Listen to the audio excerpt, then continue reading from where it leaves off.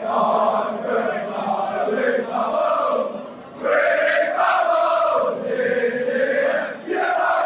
Colley, West Ham Fan TV. Welcome to the big match preview. Today I'm previewing our upcoming fixture at the London Stadium against Norwich City. Norwich have had an okay start to the season, put in some decent performances. Probably haven't picked up the results that the performances warranted. You know, they have lost to Chelsea last time out in the Premier League 3-2. Probably unlucky not to get something out of that game. They did beat Newcastle, and of course, first game of the season, they lost to Liverpool. But they've shown in them 3 games what they're about. You know, they're not just here to roll over and, you know, have their bellies tickled each game. They're trying to take the game to each of their oppositions. You know, and to be fair, they've done okay. You know, as I said, against Chelsea, the 3-2 loss, they were probably unlucky not to get something out of that. So this is going to be another tricky fixture. Obviously, we've now 3 away games on the spin.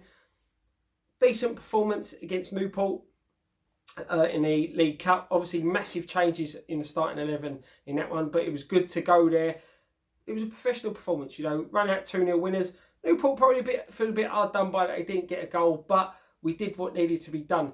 Obviously, the game against Watford, last one in the Premier League, first half wasn't too great. Second half, I thought we dominated much of the proceedings.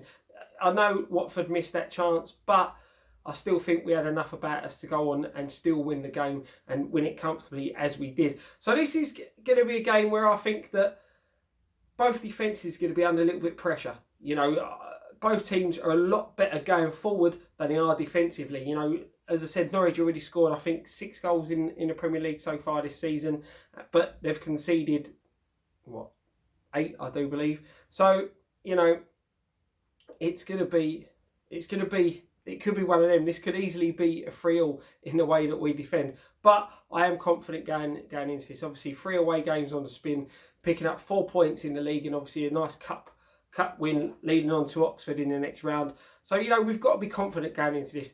There's pressure on players as well when they're starting 11. You know, a couple of players, Wilshere and Fornals, decent performances against Newport. So it puts a little bit of pressure on the other players, you know, that they're chomping for a starting place.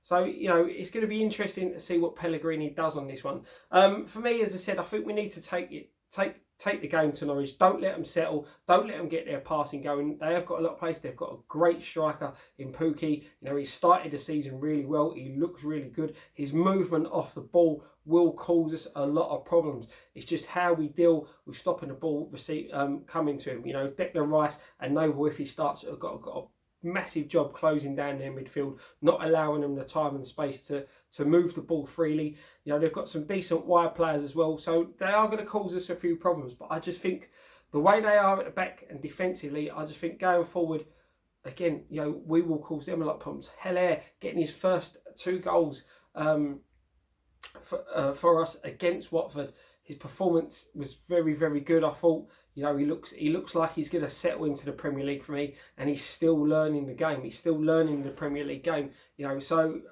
I can see big things happening for him. Obviously, the massive downside going into this game is obviously the injury to Mikel Antonio that he picked up in midweek. You know, it definitely looks like a bad hamstring injury. Fingers crossed it's not.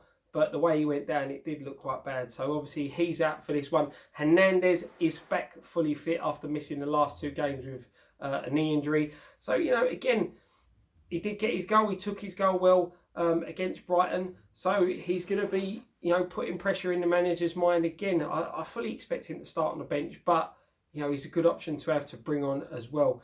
As I said, Wilshere and Fornal was both pushing for a start.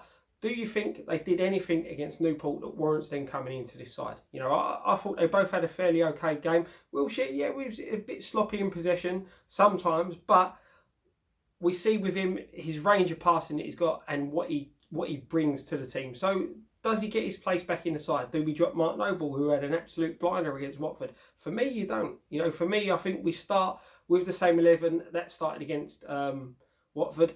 If Antonio hadn't picked up that injury, I think he probably would have come in for Yarmolenko. But with him being out now, I think we'll probably line up the same way we did against Watford. Let me know what you guys think down in the bottom.